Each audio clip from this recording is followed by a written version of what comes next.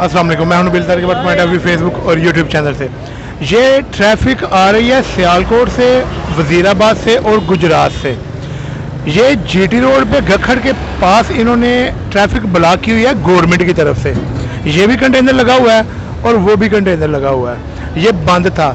जब ये काफिले आए हैं सियालकोट से भी, संबड़ियाल से भी, वज़ीराबाद से भी, तो इन्होंने ये पीछे कर दी है। मतलब गवर्नमेंट, ये जो पुलिस है ये भी पाकिस्तान, ये इमरान खान के साथ है। ये बाकी सारे, जैसे कि आपने देखा कि कल इस्लामाबाद पुलिस जो कराची में इन्होंने भी कह दिया है ये कि हम इनकी लॉन्ग मार्च को रोकेंगे नहीं, हम नहीं इनको मार सकते। तो पाकिस्तानी अवाम बेसिकली इमरान खान के साथ है। ये आप देख रहे हैं, लोग जोक दर जोक आ रहे हैं।